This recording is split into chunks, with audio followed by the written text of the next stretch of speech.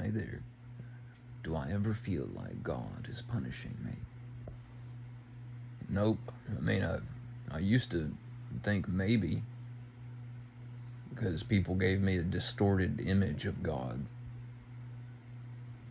Um, or you could say a wonky imago Dei. I have since learned we are so much more powerful than they ever told us. If you believe you are powerless, so you are, and no one can stop you, because free will is a choice. Why didn't they tell us that in school? Why did they leave that out of the Bible?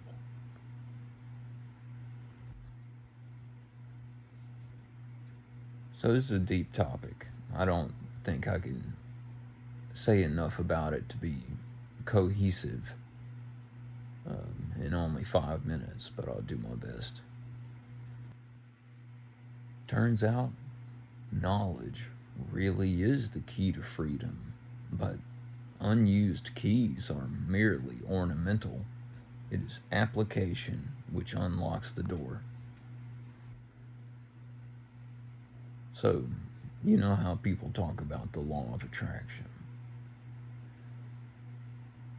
You know how some people Excuse me. some people don't believe in witchcraft, which is adorable considering it goes all the way back to Mesopotamia. How many thousands of books are out there about it? I don't know. I've only read like 5 of them, and that was enough for me. I went, oh, now I get it. What do I get exactly? Well, what is what we call witchcraft? Working with the unseen forces.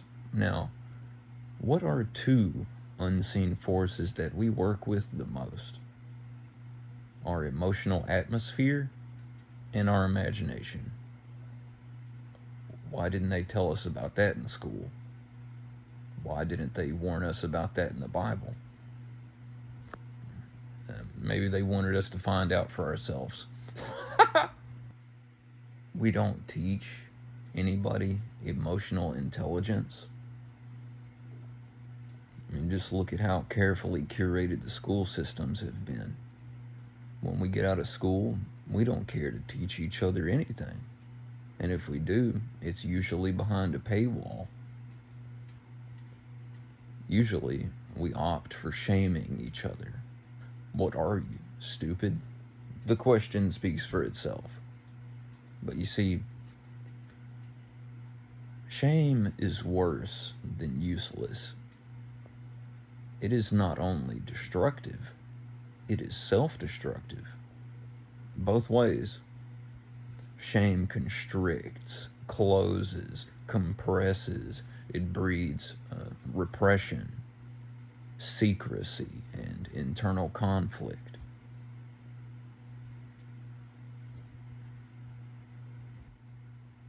Another one that I find incredibly important is projection. Psychological projection. That is an important one to watch out for. And once you've seen it, you don't forget. And it's like you can smell it when somebody's projecting at you. And you know immediately, yep, that's garbage.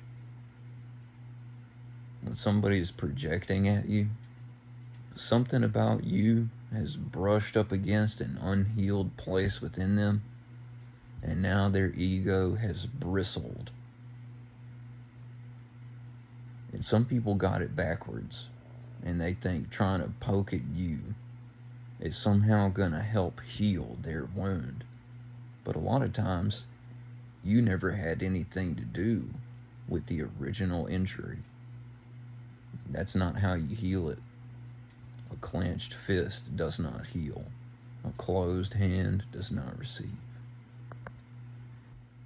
Projection is the confession. disguised as an accusation. Projection has a particular odor to it. Another important point is most people lie because they simply lack the confidence to stand firm in their inner truth, to stand firm in their absolute truth. Some people lie because they simply get a kick out of shirking through the shadows, which is indicative of an even deeper issue. And a lot of times, we can't help them. Yeah. And if somebody cannot accept a helping hand, they must learn by their own. But sometimes we just don't have the capacity or the resources to help somebody. And maybe we could actually find somebody that could help them sometimes. But once you drop deception entirely, I mean, it's garbage. You really don't need it for nothing. You know how sometimes they say, well, you have to lie to some people, like if it's like for something important or good. You ain't got to tell people nothing. You can even be sarcastic with it if they're asking a question they have no business asking. Because if they're going to ask you a question they have no business asking you, they have immediately accepted whatever is about to come out of your mouth. So it's not even technically lying, because lying implies that you're trying to deceive. But if you're just messing with them because they ain't got no business asking you that, that's what they get. And if they want to get upset and act like a child, you ain't they mommy. You know? So after you drop deception entirely, which takes work, but once you do that, now you can see it in people's eyes. You can hear it in their voice when they are lying. Lies feel cold and hollow.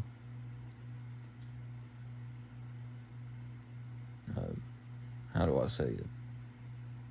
Truth has a particular fragrance to it, just as evasion has a particular, distinct odor. Lies are cold and hollow. You can knock on their walls. Boom, boom, boom. Anybody home? Nope. Just evasion, hiding in the shadows, pretending it cannot be seen. You can't see me, but I can see you. And when you're stuck in that world of lies and deception, you might mistake the truth for a lie.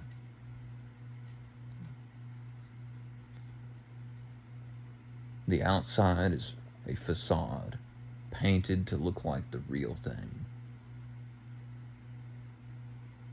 But the truth is whole. It is wide. It is open. It is free.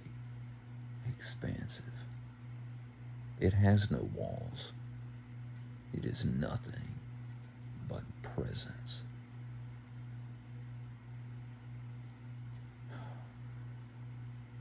I ain't going back. You can't make me. So why do I say all of this?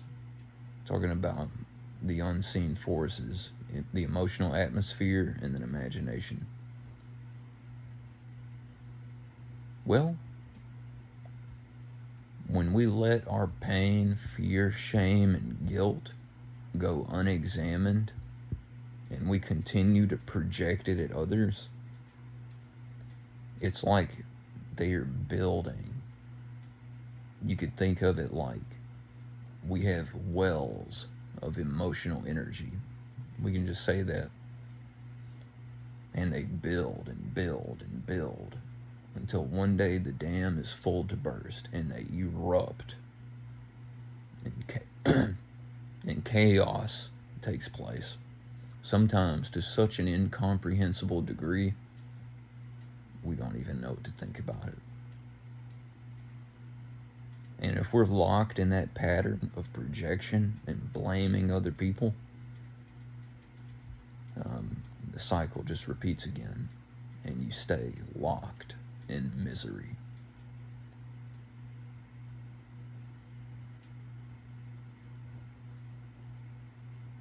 Yeah. So, suffice to say, the things we hold on to, it definitely affects our reality in incomprehensible ways. It comes forth in ways you don't expect. It's like when somebody says, "Why does this keep happening to me?" Or when somebody is in a relationship and they split up and then they get with somebody who is like exactly the same. Why do I keep meeting like the same kind of person? That's real. Yeah. So, last thing I'll say for now, I will not dwell on vicious thoughts toward anybody. I do not hold blame or bitterness or anger, not even mild dislike towards anyone. When I notice it, I drop it. I don't need that. No thank you. Peace be with you. Sayonara. Arrivederci. Blessed be. That's it. Because I ain't touching that wire again.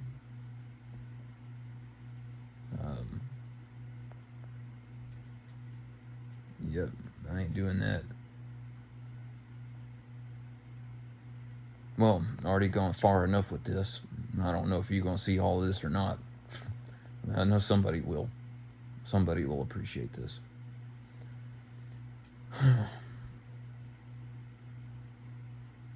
There is a fountain of youth, you could say. It's not even an arm's length away. It is closer than breath. You could call it God, which is closer than breath. But let's not go too deep into that. How do you drink from that fountain? You don't even have to pick up a cup.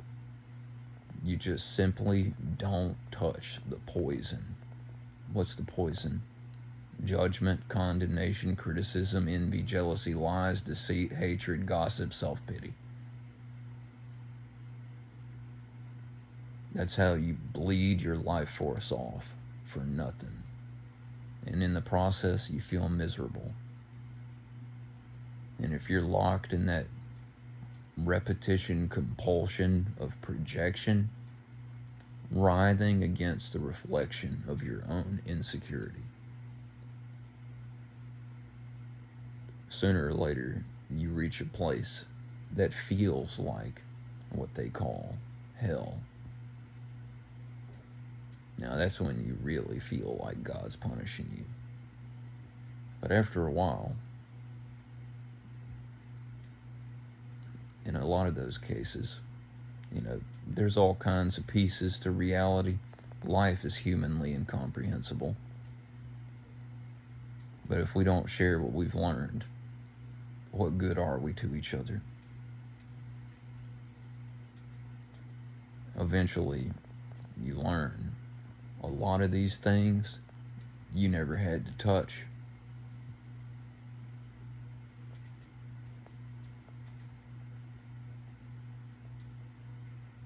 Yeah. Anyway, I recommend taking notes on what you feel, what you think, and what you want to feel and think. Because if you don't draw a map of where you've been and where you want to go, you are rudderless.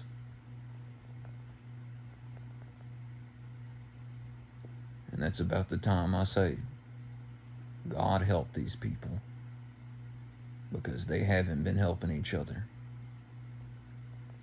Hope all that makes sense. Yeah, people worry about witchcraft. The first thing they should be worried about is their own emotions. God bless you. Achoo.